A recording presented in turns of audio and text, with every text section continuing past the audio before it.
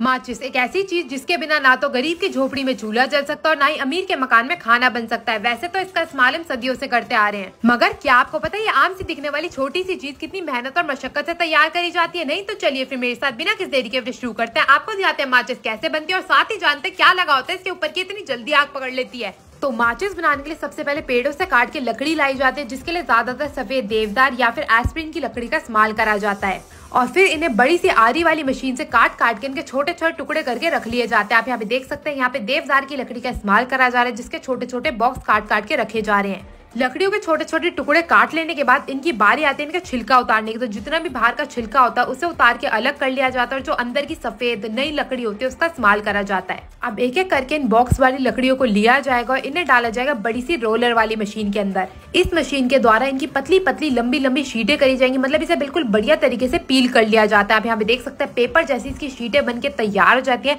और एक एक करके इन सारी शीटों को जोड़ के रख लिया जाता है। अब ये जितनी भी पील निकल के तैयार हुई थी, बारी आती है इसको बिल्कुल बारीक काटने के लिए। तो उसके लिए सबसे पहले इन्हें एक लंबी सी मशीन के बाहर लगा दिया जाता है, आप यहाँ देख सकते हैं। और ये जो बचे कुचे टुकड़े होते हैं ना पहली वाली थान के, उन्हें भी काट के अलग कर लिया जाता है और फिर इसे मशीन में आगे की ओर डाल दिया जाता है। साइड से इसका जो हैंडल है वो घुमाया जाता है और फिर ये जो आगे की तरफ आप ये छोटे छोटे टुकड़े देख रहे हैं, ये होती है वेस्टेज, जिसे निकाल के अलग कर लिया जाता है और फिर मशीन को बिल्कुल अच्छे से फिट कर दिया जाता है। अब इस तेज धार वाली मशीन की मदद से सारी की सारी जो पील करी हुई लकड़ी की शीटें थी वो तिल्लियों में तब्दील हो जाएंगी। मैं आपको बता दूं इस मशीन के द्वारा 1 मिनट में 10,000 तिल्लियां बनाई जाती है और हमारे देश में जितनी खपत है ना माचिस की भैया, उसके हिसाब से तो 10,000 भी बहुत ही कम है। अब जैसे जैसे तिल्लियां निकलती जाएंगी फिर इन्हें धूप में सुखाने के लिए रख दिया जाएगा, क्योंकि यहाँ पे जो लकड़ी होती है ना अंदर की वो थोड़ी सी गीली होती है और यहाँ पे तिल्लियों को जो सुखाना है ना वो बहुत ज्यादा जरूरी है। तो इन्हें पैरों से बिल्कुल बढ़िया तरीके से फैला के ऐसे ही धूप में छोड़ दिया जाएगा 1 दिन के लिए। इसके बाद बारी आ गई स्प्लिंट ट्रीटमेंट की, जिसमें बड़े से इंजन में जो खोखली लकड़ी के टुकड़े थे ना उसे डाल के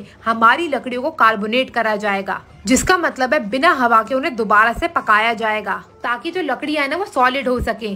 तो यहाँ पे जो है हमारी सूखी हुई तिल्लियां आ चुकी है, बोरा भर के इन्हें रख लिया जाता है और उसके बाद जितनी भी ये तिल्लियां इसे डाला जाएगा इस बड़ी सी मशीन में। तो आप यहाँ पे देख सकते हैं एक ही बोरी में करीब करीब 1 से 1.5 लाख तिल्लियां होती है। तो आप एक एक करके सारी की सारी तिल्लियों को एक बड़े से ड्रम में भरा जाएगा और डाल दिया जाएगा इस बड़ी सी विशाल मशीन में।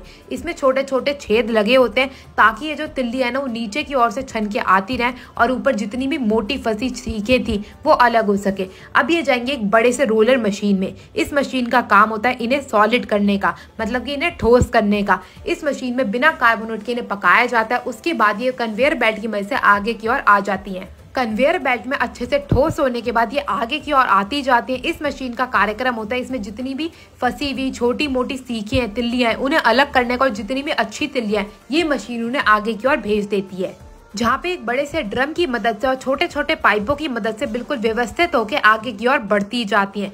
और इस मशीन द्वारा इन्हें प्रेशर देके उल्टी बेल्ट पे टिकाया जाता है ताकि इन पे वैक्स लगाने का कार्यक्रम जो है वो आसान हो सके। आप यहाँ पे देख सकते हैं सारी की सारी जो सीखें इन्हें उल्टा करके लगा दिया गया है। अब एक एक करके इन्हें केमिकल वाले घोल में भिगोया जाएगा, जिसमें होता है अमोनिया फॉस्फेट, जो कि बनाता है और भी ज्यादा स्ट्रॉन्ग सारी की सारी सीखों को। उसके बाद इन्हें पैराफिन वैक्स में भिगोया जाता है जो कि गर्म रहती है ताकि वो आसानी से सीखों के ऊपर चिपक सके। पैराफिन वैक्स जो होती है वो जिलेटिन, फास्फोरस और पोटेशियम क्लोराइड से बनती है। इसी की मदद से सारी की सारी जो सीखें ना वो इतनी जल्दी आग पकड़ लेती हैं। तो यहाँ पे अच्छे से सीखों को वैक्स में डुबोने के बाद इन्हें एक रोलर वाली मशीन से घुमाया जाता है ताकि जो वैक्स है वो ठंडी हो सके और सीखें भी बिल्कुल अच्छे से उन्हें अपने अंदर ग्राइंड कर सके। और जैसी सारी की सारी सीखें सूख के तैयार हो जाती है इन्हें भर लिया जाता है एक बड़ी सी बोरी में। तो यहाँ पे जो हमारी माचिस की तिल्लियां बन के तैयार हो गई। बारी आती है पैकिंग की। तो पैकिंग के लिए सबसे पहले जो अंदर वाले डिब्बे होते हैं वो लिए जाते हैं और इसी मशीन के ऊपर डाल दिए जाते हैं। अब इस मशीन से एक और से डिब्बे आगे बढ़ते रहेंगे और यहाँ पे बारी आगे तिल्लियों की। तो तिल्लियों को भी इस मशीन द्वारा ही काउंट करके आगे की ओर भेजा जाता है कन्वेयर बेल्ट की मदद से। तो आप यहाँ पे देख सकते हैं अब एक और से सीखें आती रहेंगी और नीचे की ओर से जो डिब्बी है उसके अंदर सीखें गिरती रहेंगी। और ये बारी आ गई अब आउटर कवरेज की। तो आउटर कवरेज की जो पैकेजिंग होती है उसको भी डाल दिया जाता है। अब एक और से सीखें भरी अंदर की डिब्बी और एक और से जो बाहर वाली डिब्बी है वो आती रहेगी। अब सीख वाली डिब्बी को बाहर वाली डिब्बी के अंदर डाल दिया जाएगा मशीन द्वारा ही और मशीन द्वारा उन्हें पैक करके जो ये हमारी माचिस की डिब्बियां हैं वो बन के हो जाएंगी बिल्कुल बढ़िया तरीके से तैयार और तैयार हो जाएंगी आपके घरों तक आने के लिए। आपको ये वीडियो कैसी लगी मेरे को जरूर बताइएगा और अगर ये वीडियो पसंद आई हो तो इसको शेयर करना ना भूले। मैं मिलती हूँ आपसे अगली वीडियो में, तब तक के लिए जय श्री राम।